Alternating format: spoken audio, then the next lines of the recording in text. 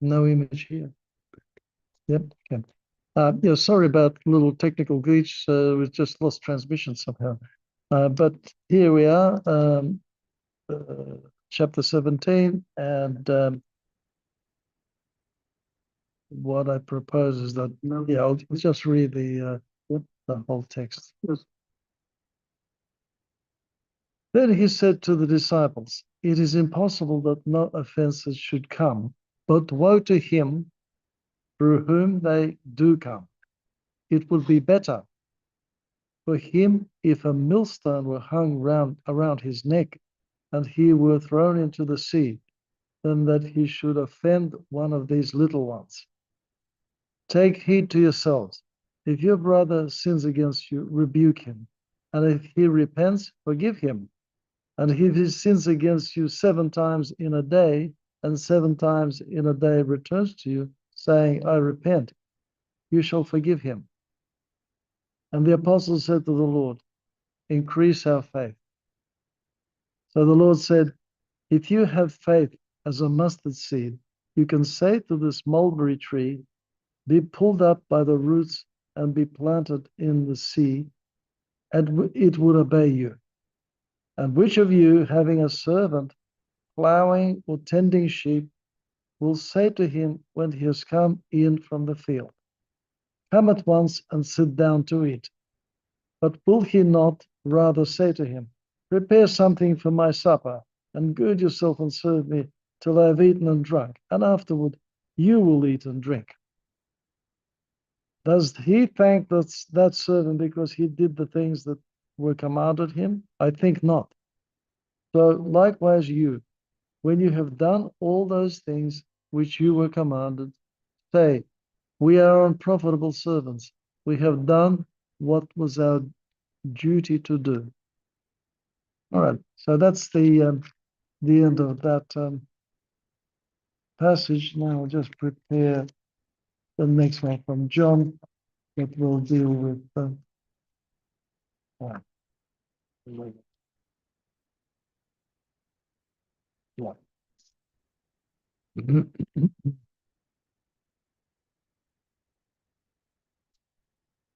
All right, so let's have a look. This subject is also covered by the other synoptics, Matthew and Mark. Matthew in chapter 18, Mark in chapter 9. What the Lord says here in verses 1 to 4 is an abbreviated message of things he said earlier to the disciples. We cover that in Matthew 18 and Mark 9. So what caused these warnings to be said here about offenses or scandals and forgiveness? As we saw last time, Christ was now surrounded by the Pharisees and publicans, yeah, we saw in Luke 15, previous chapter, or a couple of chapters earlier. The first, that is, the Pharisees, conducted themselves with authority as leaders of the people and teachers of the truth. Their behavior could be scandalous and provocative in a number of ways. They were resisting Jesus Christ in his teaching on which he had just delivered on non-attachment to riches and earthly things, generally. And secondly, they resisted his attitude to the publicans and the sinners whom they despised. Christ, on the contrary, sees in these people the beginnings of faith, and thus calls them the little ones. So, of course, this passage can also refer to children, but also to children and babes in the faith. For this reason, he gives a severe warning to those people from whom these scandals emanate from, because these beginners in the faith be spiritually destroyed by them. They're not strong yet. Take heed to yourselves, says Christ, his disciples. Do not be like these Pharisees. They are unforgiving because of their lack of love. The disciples believed in Jesus Christ, but they felt they could not treat a sinning brother with that patience and forgiveness that he was expecting. And this is why they said, increase our faith, as we just heard. He responds to their request about increasing their faith, saying that even the smallest level of faith produce results that are inconceivable for a sinful and an untransformed person. He uses this image of the mulberry tree being uprooted and thrown into the sea. And that image echoes with other examples and other sayings of Christ where evil is drowned in the sea. Well, even in that passage about, millstone around the neck and being drowned in the sea. Yeah. So it must have been a kind of a cultural thing, an expression.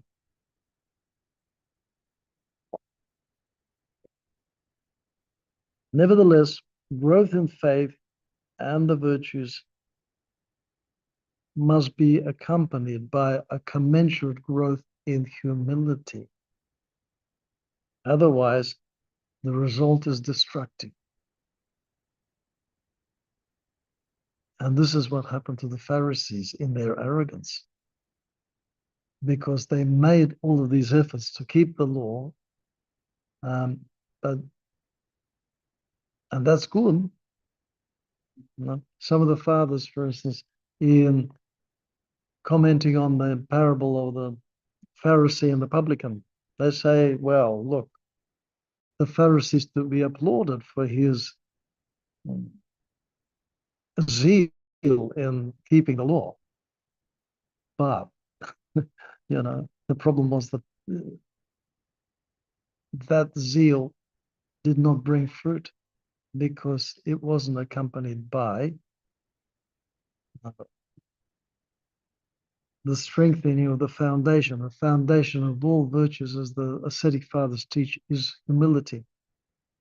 Otherwise, the virtue becomes a poisonous snake, according to Saint Isaac the Syrian. Any virtue, if it doesn't rest on the foundation of humility, because it gives boost to a person's pride, arrogance. So Jesus Christ illustrates this. Oh, are we okay? My screen is completely black. Yep, all right. Jesus Christ illustrates this with the examples of servants plowing and tending sheep. We do not expect to be thanked for their work, their efforts, praised, thanked. Everything belongs to God. Any merit, in inverted commas, of ours is purely imaginary.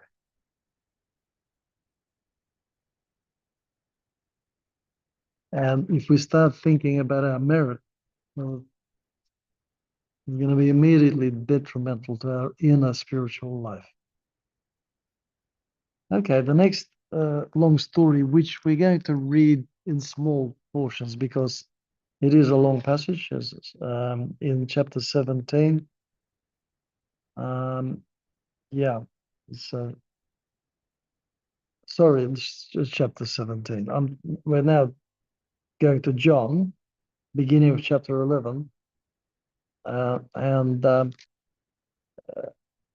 it goes all the way to from chapter verse 1 to verse 44.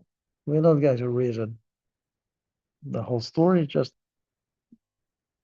little few verses at a time. So let's read verses 1 to 6 first. Now a certain man was sick, Lazarus of Bethany, the town of Mary and her sister Martha. It was that Mary who anointed the Lord with fragrant oil and wiped his feet with her hair, whose brother Lazarus was sick. Therefore, the sisters sent to him, saying, Lord, behold, he whom you love is sick. When Jesus heard that, he said, This sickness is not unto death, but for the glory of God, that the Son of God may be glorified through it. Now Jesus loved Martha and her sister and Lazarus. So when he heard that he was sick, he stayed 2 more days in the place where he was.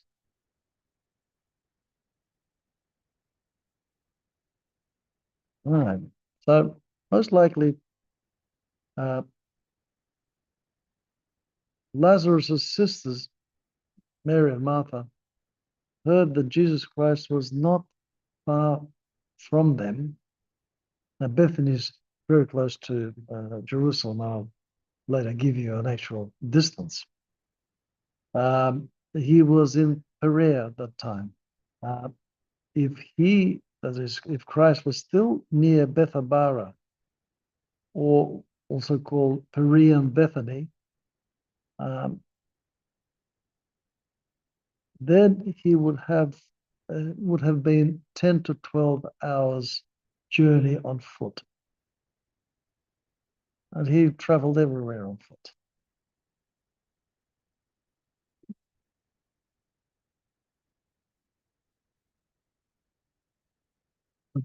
Not a big place, the Holy Land. The trip from Jerusalem to Galilee was like going from here to Wangaratta. And we do it very quickly in the car, but walking would take a while.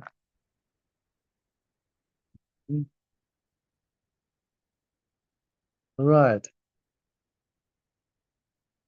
For that reason, Martha and Mary sent someone to tell the Lord that their brother was their brother who was close to him was seriously ill.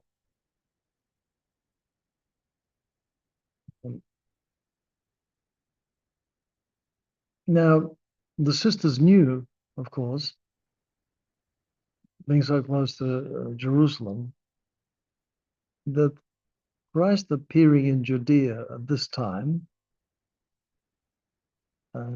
would be in danger.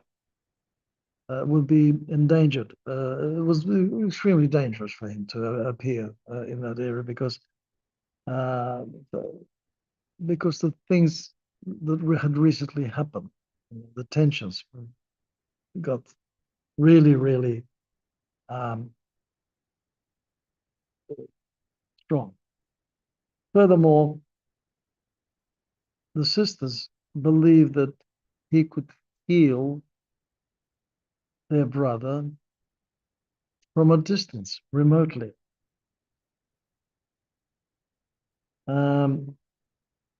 They do not expect Jesus Christ to come physically.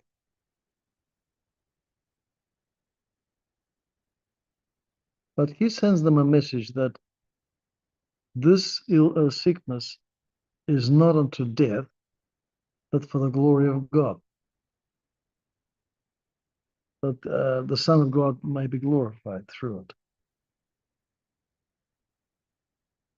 So they would have been encouraged by that message, the sisters, to believe that, well, either Lazarus wouldn't die. Well, that was their first impression, that he wouldn't die. But when he actually did die, which was must have been a bit of a shock to them and a test of their faith, they would still have held on to the hope that Jesus Christ could raise him like he raised a couple of people before, of which they would have known. But the young, there he is over there, the young son of the widow, the only son of the widow from the town of Nain, and also the 12-year-old daughter of Jairus, the ruler of the synagogue. So there were already two known cases of him raising people who had died. All right, let's read verses 7 to 10. 7 to 10. After this, he said to the disciples, "Let us go to Judea again." The disciples said to him, "Rabbi, lately the Jews sought to stone you, and you are going there again?" Jesus answered, "Are there not 12 hours in the day? If anyone walks in the day, he does not stumble, because he sees the light of the world. But if one walks in the night, he stumbles, because the light is not in him." Now, that's obviously not such an easy passage and an answer that is immediately apparent in its meaning. It just shows how much we rely on the knowledge given to us by the patristic interpreters of the Holy Scriptures, who understood perfectly all of these passages. So what is he saying? Now, 2 days after receiving the news about Lazarus, Christ told his disciples that they would be going to Judea again. And they tried to dissuade him from this journey, reminding him of the great danger that he had recently experienced there. Christ responded to them rather mysteriously, these words that we just heard and read, replying on two levels, the literal and the spiritual level.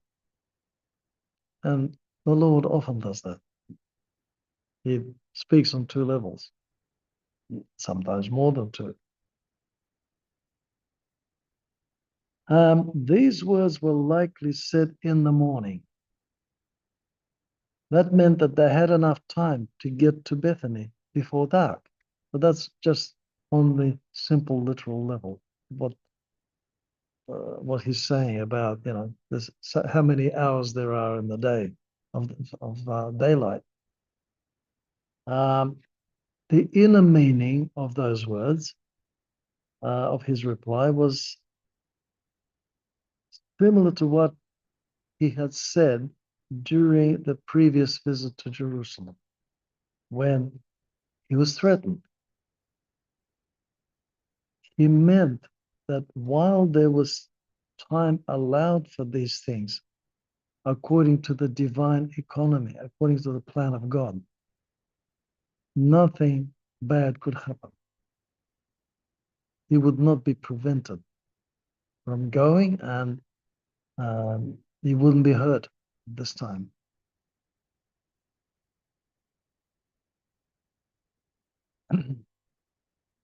Christ also gave his disciples and us a teaching here. Those who act in the light of God's commandments will not make mistakes or put themselves in danger, in jeopardy, without need and without benefit. Those who avoid the light of God, that is, act according to their own sinful will, they are constantly in danger. This is why the ascetic fathers tell us there is nothing more detrimental to us than to act according to our will, because our will is sinful. You know, we no, I'm in danger here of going off on a big tangent about Christian anthropology and talking about, you know, our human will, but because it's a big subject. You see,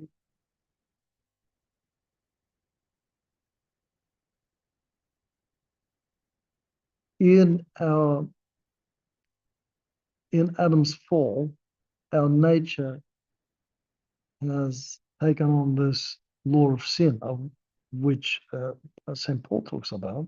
It's like a force of gravity pulling us down to earth. But we have retained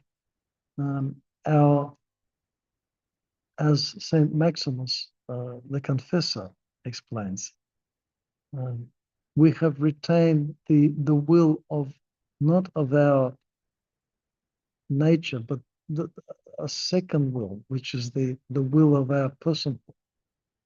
I'm just explaining it as simple as possible. But because our spirit, our eye of the soul, is darkened through the sin,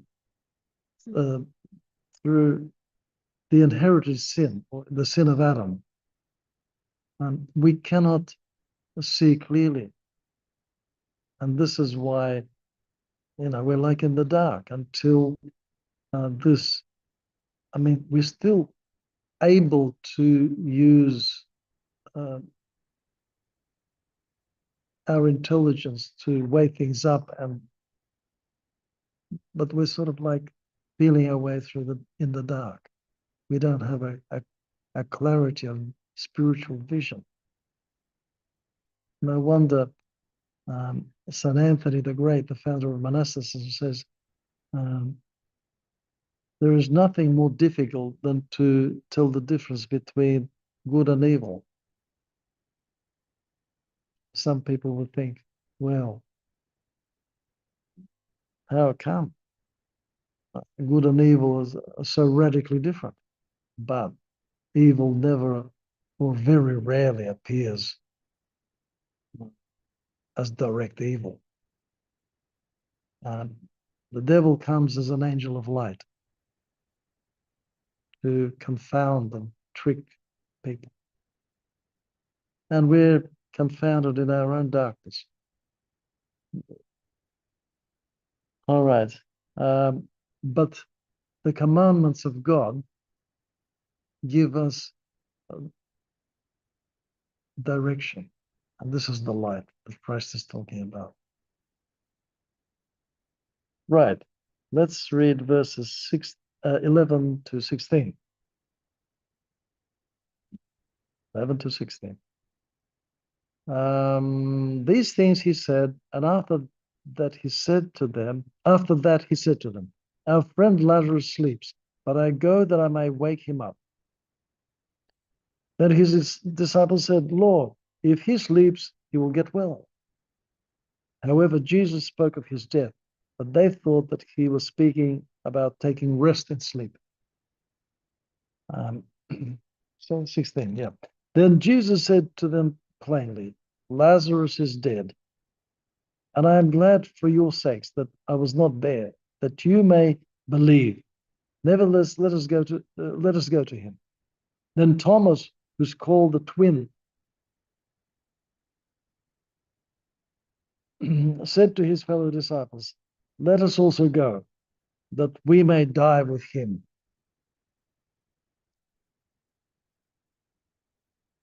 The disciples think that Lazarus' sleep was a good sign, that he was getting better.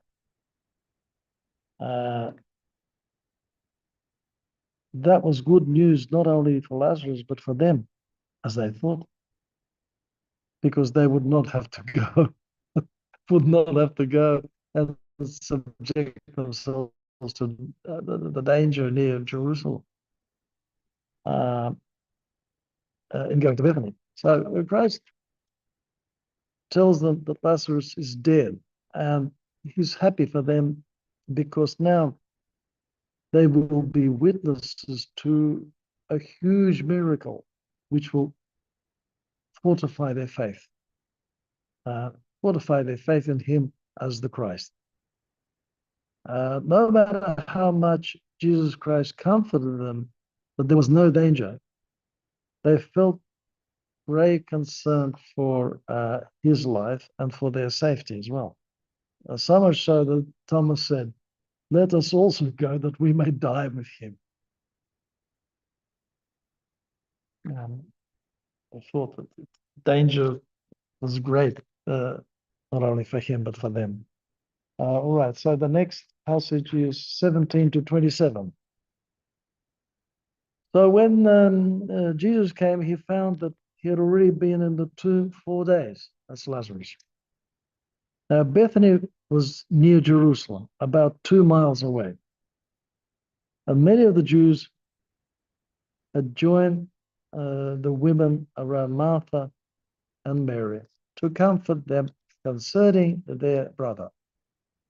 Now, Martha, as soon as she heard that Jesus was coming, went and met him, but Mary was sitting in the house.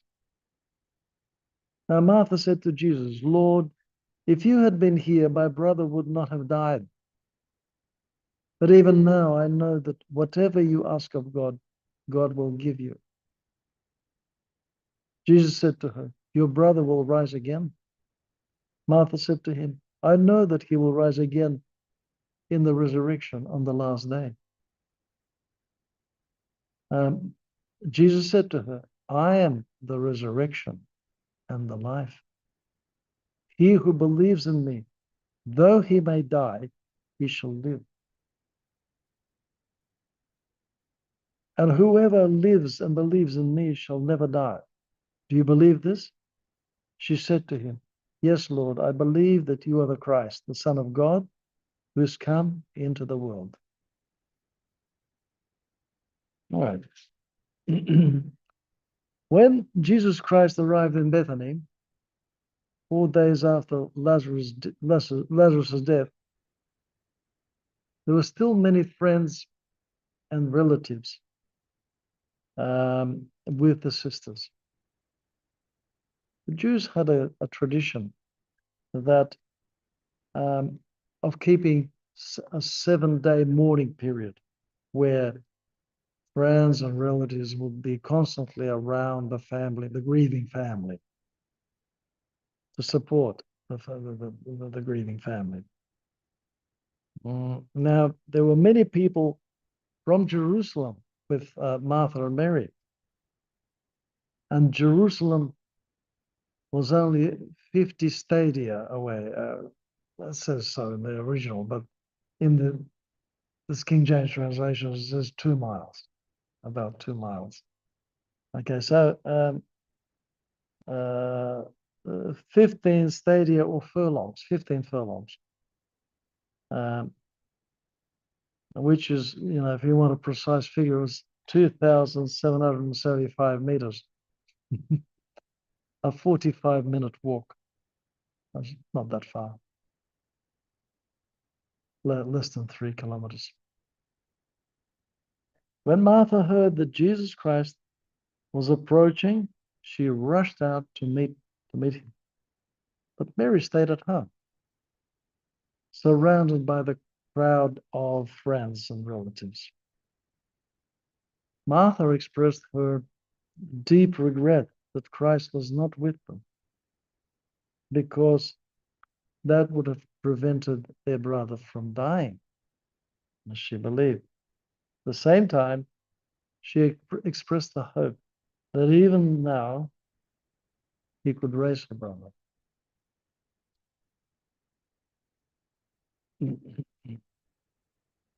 Okay.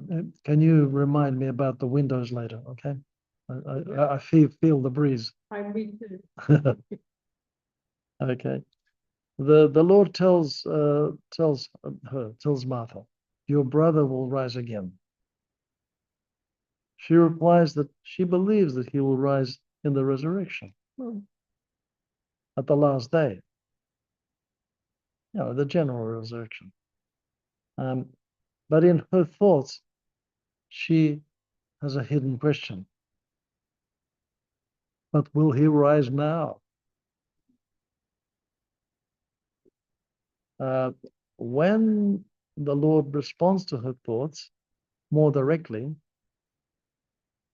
she still does not quite understand and only expresses the faith in him as the Christ, the Son of God, who's to come into the world. Martha believes everything that Christ says, but she's not certain what he means in relation to what his words mean in relation to his brother. So let's read verses 28 to 40 now.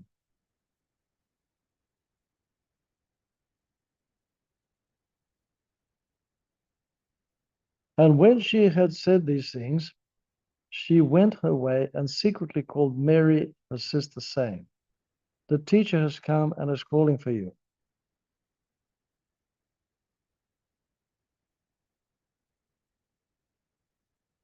As soon as she heard that, she arose quickly and came to him. Now Jesus had not yet come into the town, but was in the place where Martha met him.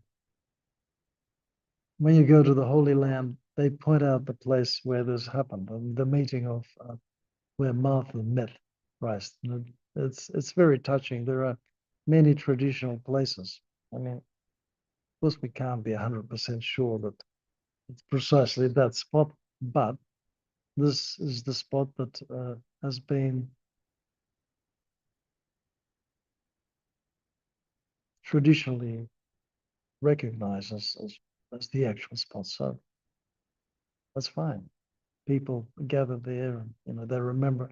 And it's customary for pilgrims to stand in these spots and read the gospel passages of what happened. So Jesus had not yet come into the town, but he was in the place where Martha met him. Then the Jews who were with her in the house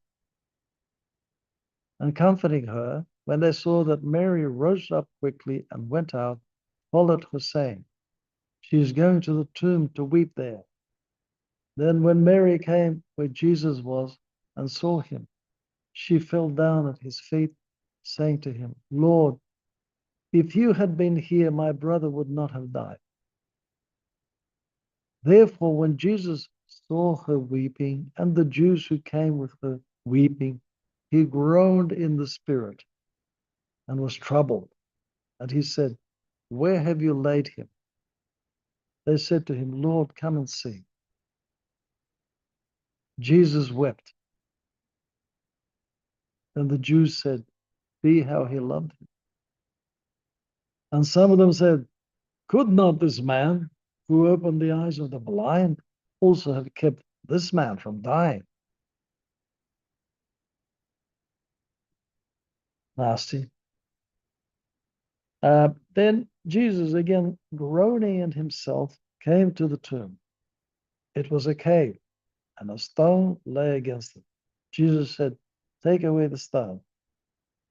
Martha, the sister of him who was dead, said to him, Lord, by this time there is a stench, for he had been dead 4 days.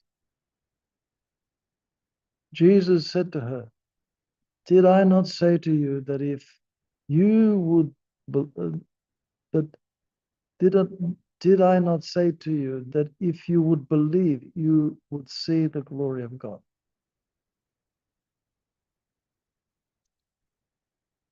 All right, let's have a look at this. So after this conversation, Martha went back to the house and secretly told Mary that Jesus was here. She knew that some of the people who were present did not have a favorable attitude to Jesus Christ. That they were not well disposed towards him. But this is why she says it in a whisper. Mary quickly ran towards the place where Christ was. She was followed by a group of these people who thought that she was going to the tomb to weep. Mary's words to Jesus are actually identical to what Martha said. If you were here, Lazarus, our brother, would not have died.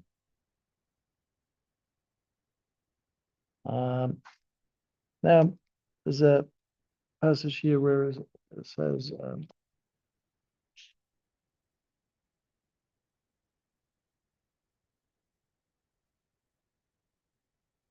Jesus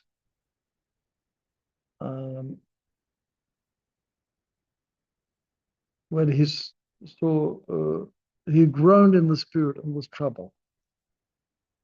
This is what I explained to you, the meaning of a word in the original Greek.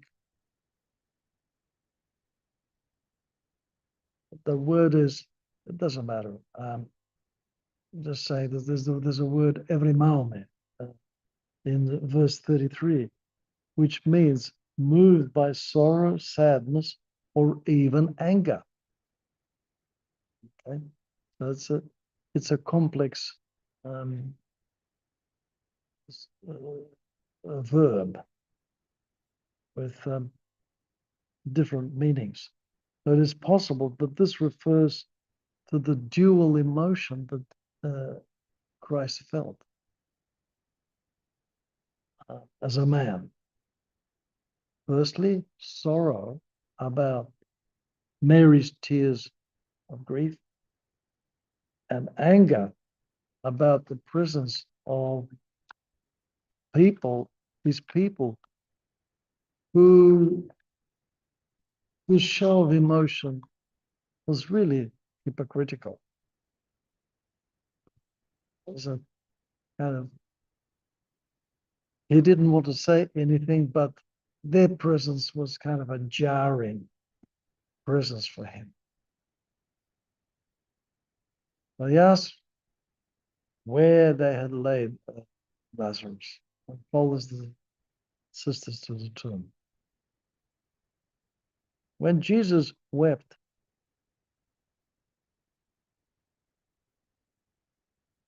I believe is the shortest sentence in the Bible.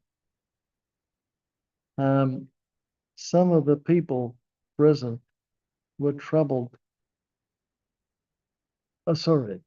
Some of the people present were touched by his love for the deceased, while others made sarcastic comments, sarcastic remarks. Why could he open the eyes of the blind man, but could not keep Lazarus alive? With these comments, they were casting a shadow of doubt even on that previous miracle of giving sight to the man born blind, implying that perhaps there was no miracle there either. Very nasty. These comments made Jesus groan again in himself. He was pained by the presence of these unbelievers.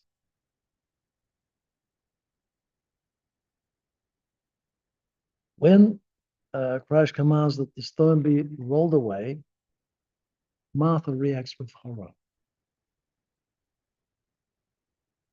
She forgets her earlier words about believing in him. She only imagines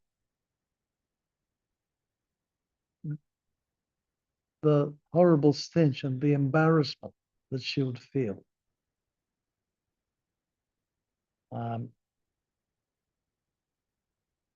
As the tomb was open since 4 days. It's a hot climate. It's interesting that Orthodox iconography shows people holding their noses in the icon of the raising of Lazarus, referring to these words of Martha, sort of emphasizing that the 4 days, that 4 days have elapsed.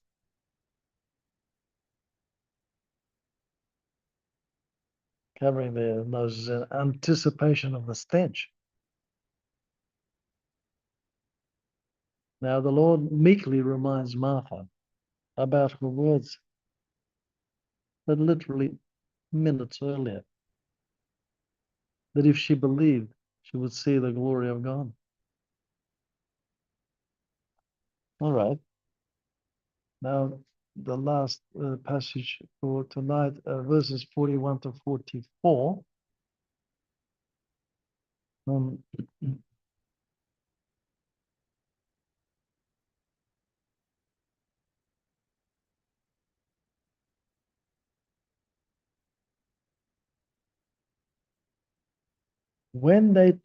Then they took away the stone from the place where the dead man was lying. And Jesus lifted up his eyes and said, Father, I thank you that you have heard me. And I know that you always hear me. But because of the people who are standing by, I said this, that they may believe that you sent me. Now, when he had said these things, he cried out with a loud voice, Lazarus, come forth. And he who had died came out, bound hand and foot with grave clothes. And his face was wrapped in a cloth. That's how it's shown in iconography too. Jesus said to them, loose him and let him go.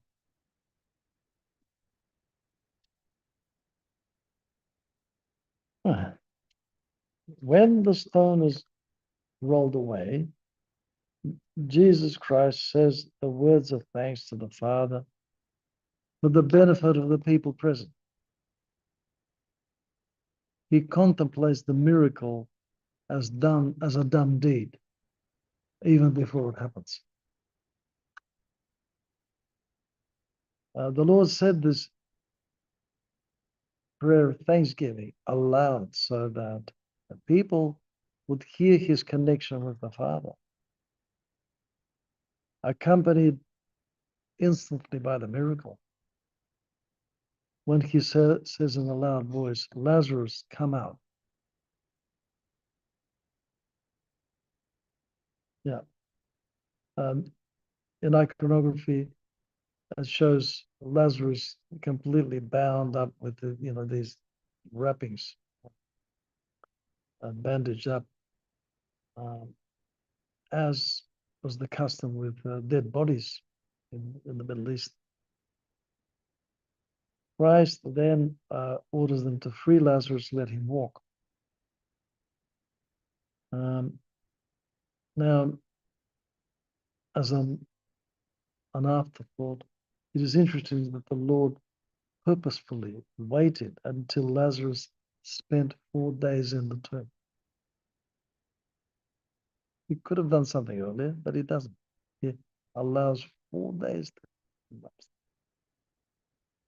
According to the rabbinical opinion of that time, the the soul stayed with the body for 3 days.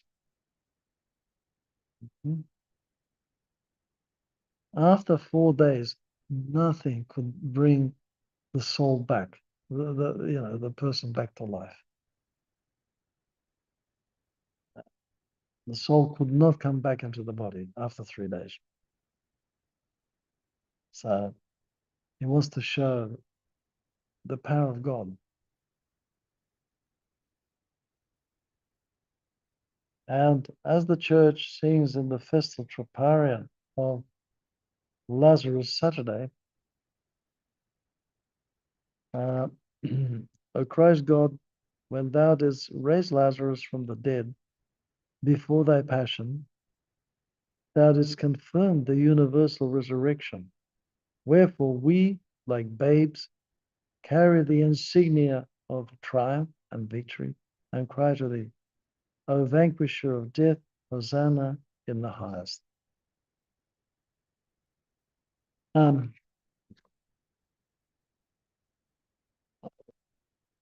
This, of course, was the greatest miracle besides Christ's Son resurrection, coming back himself with it. And it was a preview of that and a preview of the general resurrection, because we Christians believe that we will rise from the dead as Jesus, the Christ, rose from the dead in the body, but it will be a different body, spiritual body. As we read, and we will be getting to that, we're getting closer and closer to all of these things in our studies. Yes, this is a different body, but this is something that these two things, which are so central to Christianity, just don't make any sense to anybody outside of that. About Christ's cross, death on the cross, as St. Paul writes, we preach Christ crucified, and that's scandalous for the Jews. The type of mentality, religious mentality, not only literally the Jews, but a lot of people think that way, that God is about power. So the cross is scandalous because,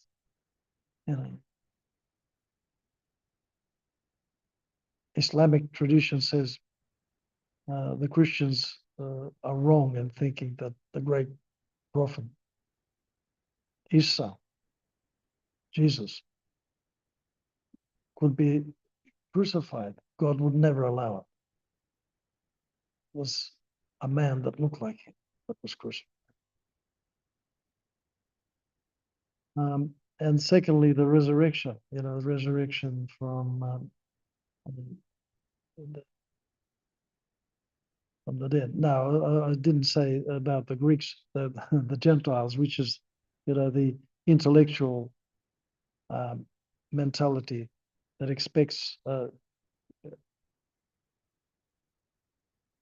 Paul writes, the Jews want signs from God, and the Gentiles seek wisdom. But we preach Christ crucified, which is scandalous for the Jews, and it's like madness for the Greeks, for the Gentiles, because it doesn't fit into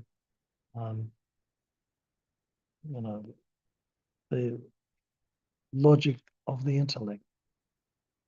That's why when St. Paul began to preach in the Areopagus in Athens about the unknown God, and then got onto this the topic of the resurrection, bodily resurrection. They said, we'll listen to you another time. It was too much for me. Anyway, it's getting close and nothing, okay, good. So we can finish off there. Please take note that you've got those dates. And I think the next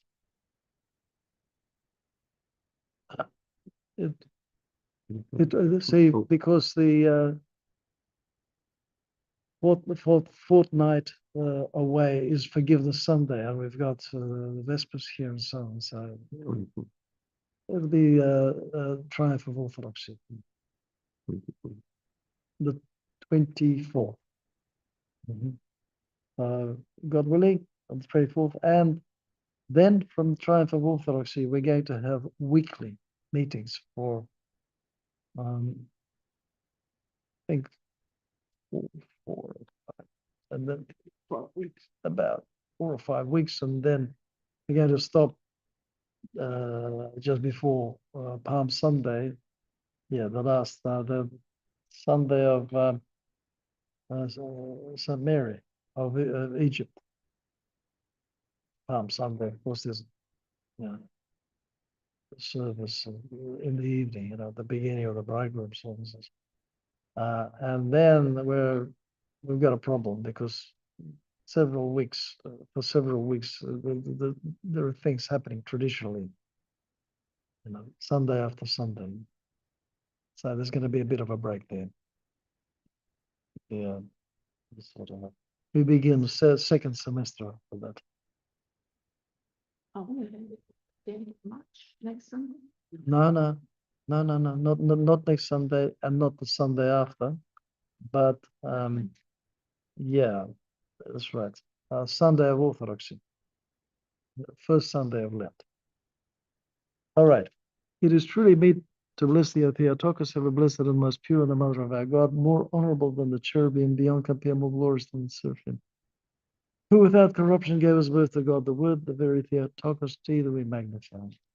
Thank you all, and see you in 3 weeks' time, God willing, on Sunday of Orthodoxy. But you will get